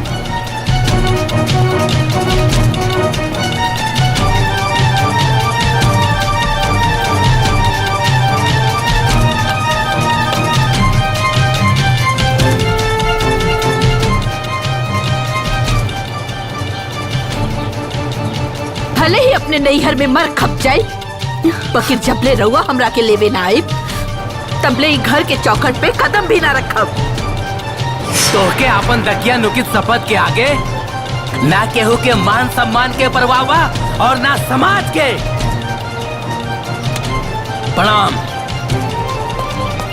माई बाप हमेशा औलाद के ई समझावेला कि परिवार के कैसे चलावल जाला, परिवार के कैसे संभालल जाला, लेकिन रउआ तो हमनी के परिवारे से अलग कर देनी कि मरते मर जाई है, लेकिन रघुनंदन अपना ससुरारी में कदम ना रखी है।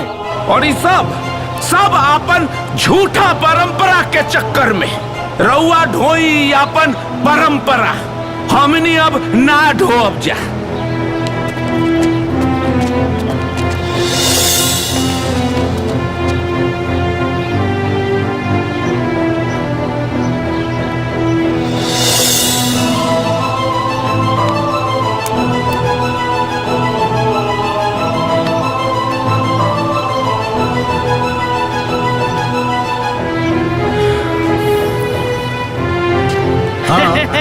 बहुत खेलत रहना, पेटवा को छोड़ के चल गेला ना, अब इनके सोच में।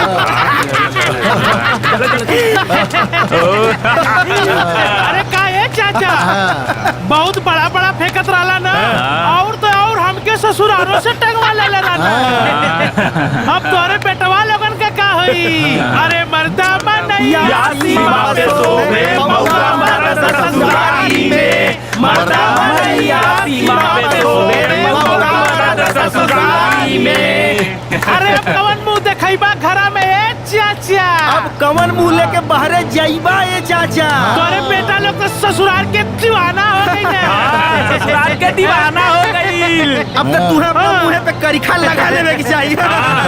अब इनका नला बोली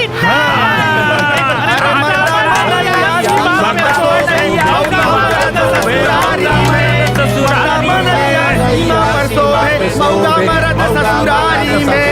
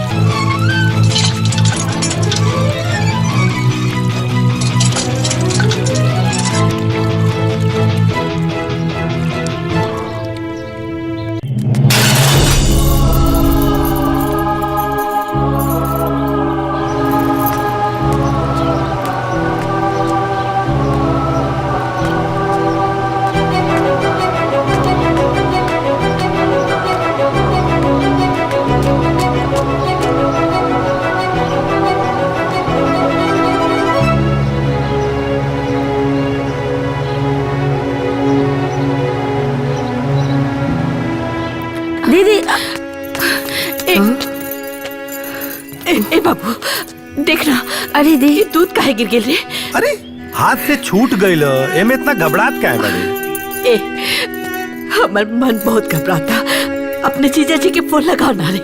दीदी इतना ते बेग्र काहे हो गईले? अरे फोन लगाओ ना रे। अरे कहा ताने दीदी तो लगा दी ना फोन। लगाओ तनी।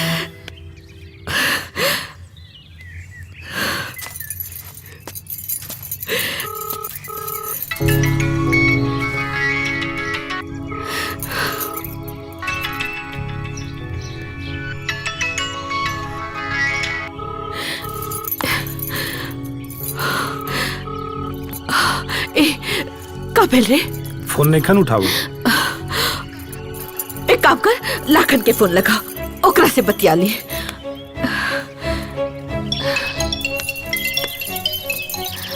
हाँ माई प्रणाम। बेटा का हाल चल बा? कहाँ बड़ा हो? हमनियो ससुराल आ गेल बानी जा। और तोर बाबूजी? घरे बाड़ेन, जोगावत आड़ेन अपने दादा परदादा के मान सम्मान।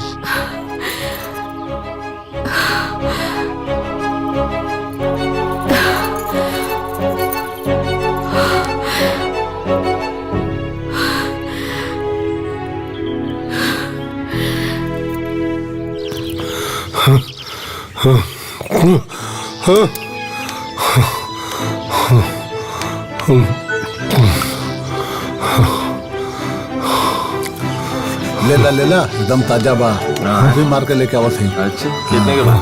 ये 40 रुपए। 40 रुपए कम कर ना रोज ले जाला, आज का भैया।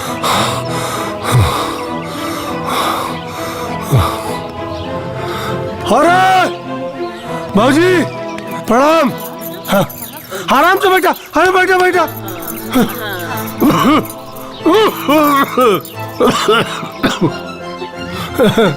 कैसन मालूम लग? ठीक हाँ, ठीक ठाक। एकदम ठीक बानी बाबूजी। एकदम बहुत गर्मी बा। एकदम इतना गर्मी बा कि अरे कहाँ जाता रहा? कब वो ससुराल?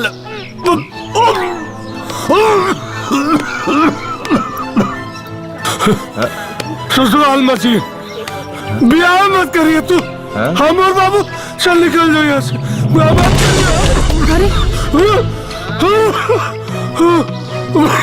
हे भगवान।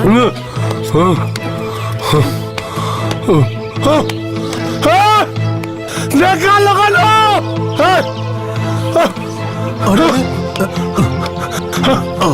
अरे नारे हम रघुनंदन दुनिया भर के लोगन के, पूरा गांव के लड़कन के शिक्षा देत रहनी है कि ससुरारी मत जाइयो। हमारा अपन बेटा है चाची, हमारा अपन बेटा हमकी औकात दिखा देलन सन। ससुरारी के दीवाना हो गई। अरे कर क्या पोत देला मेरे मुंह पे। बेटा हमार कितना बेइज्जती भइले। अरे हम तो केहू के मुंह दिखावे लगला रानी।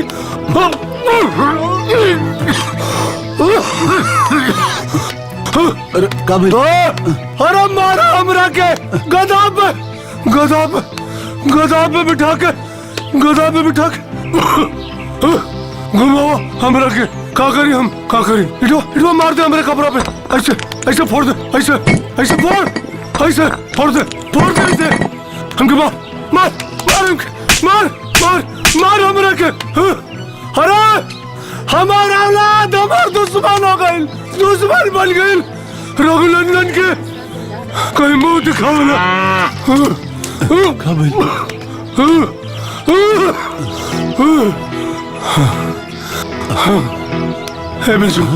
कहीं मुंह दिखावे लगना भैली।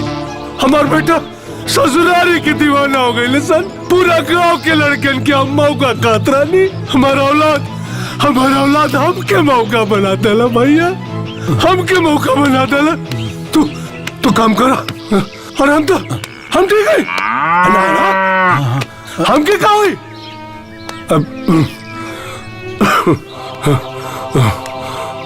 पगला गेल। अरे हमारा औलाद हमके मुंह दिखावा लगना छोड़ना। हम मर जाए। अरे कहाँ घूमत हुआ?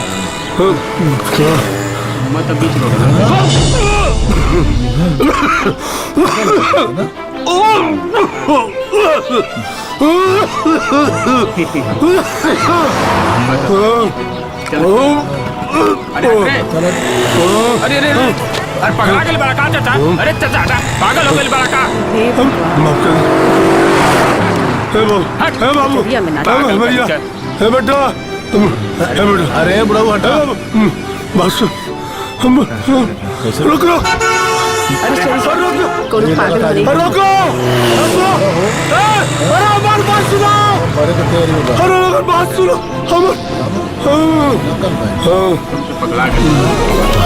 खराब हो गया।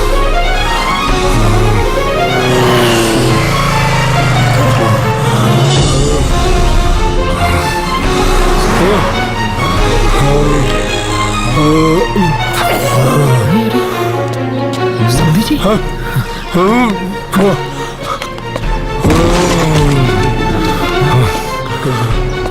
समझी जी, समझी जी। अरे भैया, ए भैया, ए भैया, अरे कौन? तेरी मदद करो भैया।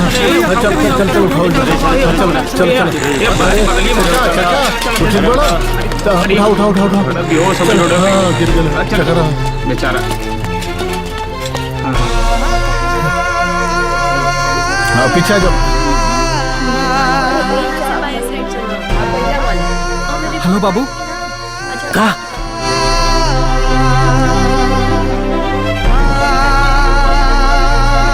ना ना माई के नहीं बताओगे कुछ, हमने आवत नहीं जा, जैसे परिस्थिति हुई उससे बात हुई।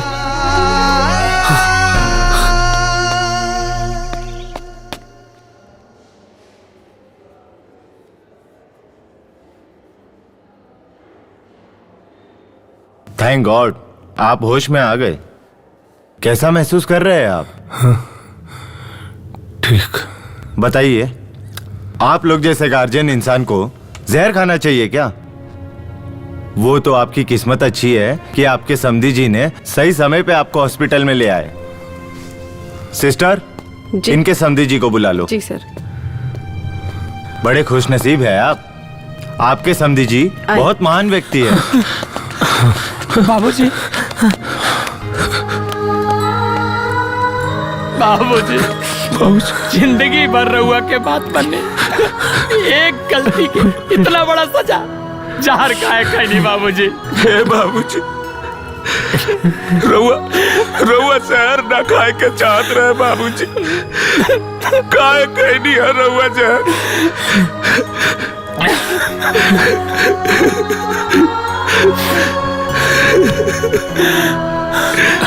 बाबूजी, हे जौन भइल बा होके जिम्मेदार हम बाने, कुल हमरे वजह से भइल बा।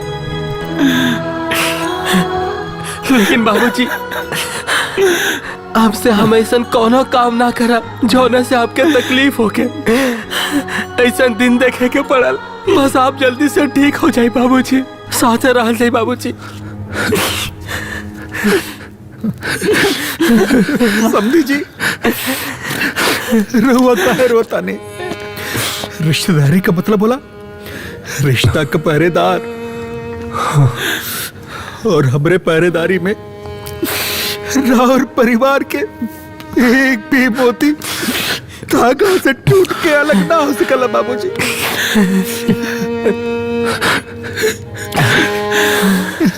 और देखी कितने लोग आयल बड़ा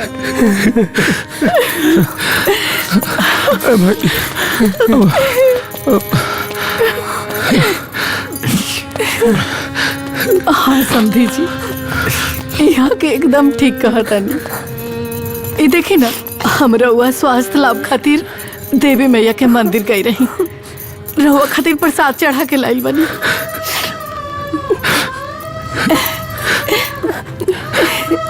ली खा ली।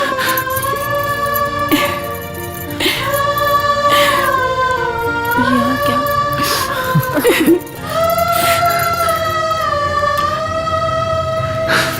रहुआ हमारा बाबूजी के जैसे बनी।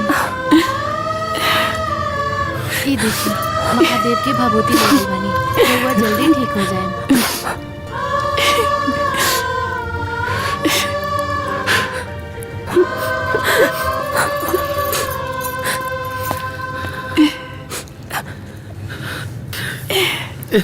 तरकुलवा देवी के चढ़ावल था गबा रउआ के बाल बाका ना होई। चिंता मत करी, आप जल्दी ठीक हो जाए बाबूजी। बाबूजी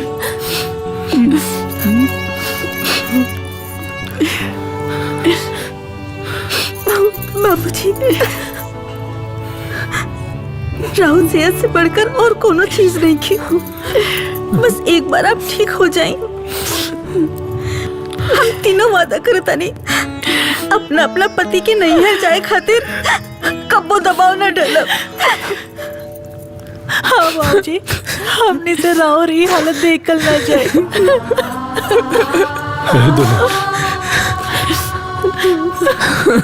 तो हम लोगन का कोनो गलती ना, सारा कसूर हमरे बा। अरे समझी जी, तू लोग हमरा के आपन समझी और हमेशा तू लोगन के आपन गैर समझनी। कितना बड़ गलती रहे हमारे। सब दुल्हन सन हमरा घर के आपन घर समझनी और हम अपन बेटा लोगन खातिर भी तो ससुराल घर न भइल।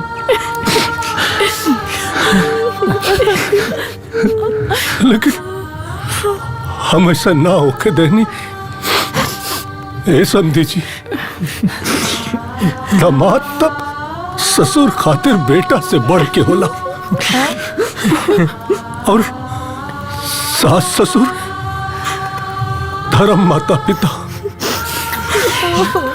लेकिन हम कितना गलत रहनी। अरे हम कितना बड़ा भूल कहीं। हमरा वजह से आप सब लोगों के परेशानी हुई।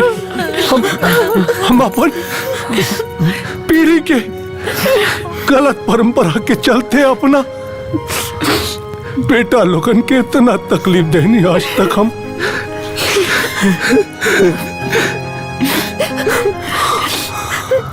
और तो और समझी जी, हम अपना बुढ़िया के बुढ़ापा में तकलीफ देनी। बुढ़ापा में इतना बड़ तकलीफ। हमार बुढ़िया हमरा के छोड़ के चल गई।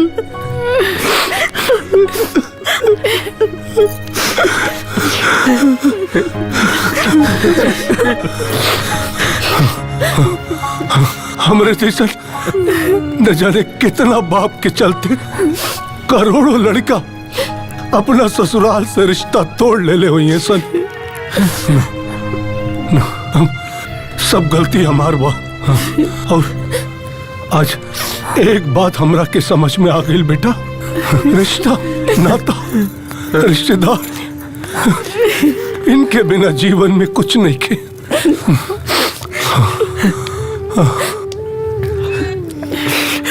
बेटा धोनी रोवा मत। एक बार धोनी का बाप ठीक हो जाए ना, वो काम कर जो हमरा के बहुत पहले करे के चाहत रहे। बहुत पहले बाबूजी।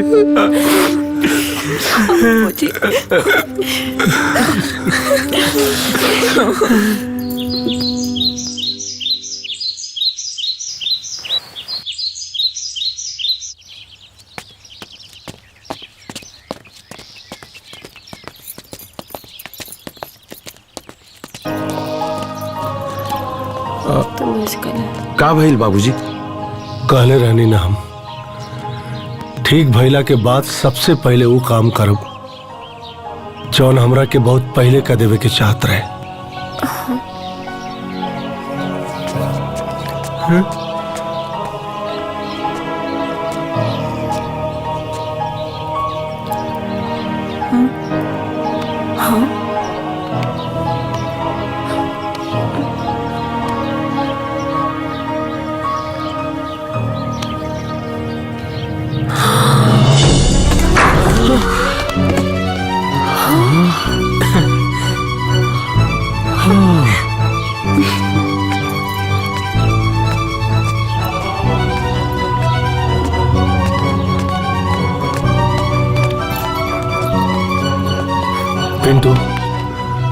आइला के बाद जवानी हम पहला काम कैनी है, ई बोर्ड हमरा के पहले ही निकाल के फेंक देवे के चाहत रहे, लेकिन चला कोनो बात ना।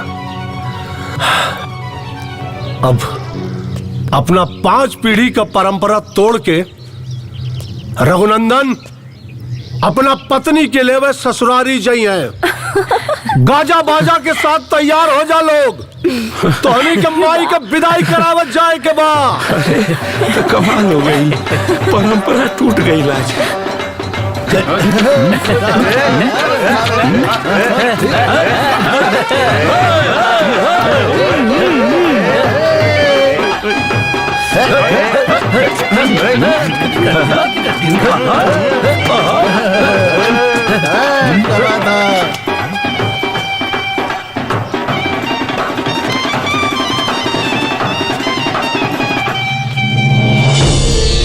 जीजा जी, दीदी, हे दीदी, दीदी, हे दीदी, अरे वो जीजा जी आइल बाड़े। जीजा जी आइल बाड़े। अरे आजू अपना ससुराली आइल बाड़े दीदी।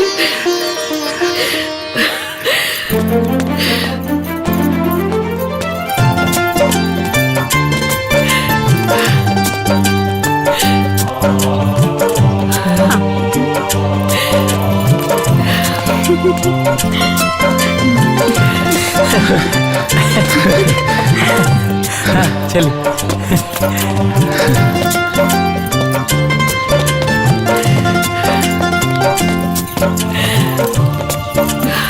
प्रणाम माँ जी। प्रणाम खुश देख लो बुढ़िया, तोर बुढ़वा तोरा के विदा करावे ससुरारी आइल बा। हम रउआ से नाराज बानी। अब हम मनावे आ गई नहीं है। बाकी लोग तो कहते रहे कि रउआ ना आई। अपना गलती का एहसास भइल तो दौड़त दौड़त आई नहीं हो। रउआ कितना दुबरा गइल बानी। तू तो सुखा गेल बाड़ू बूढ़ा। ए बूढ़ा, हमरे गले लग जाओ। अरे लोग देखी तो का कही।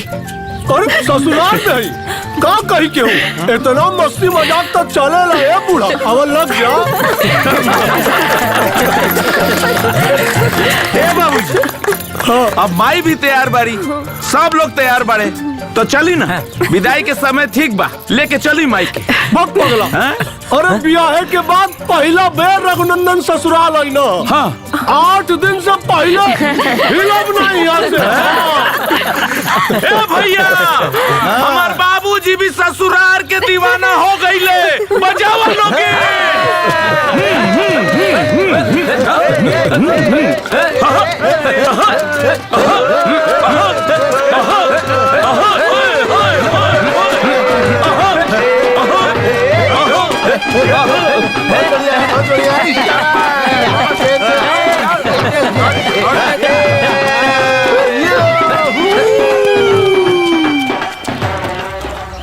ससुर भसुर बाड़े मत को दीफानी, घड़ी घड़ी आवत जात बाड़ी जेठानी।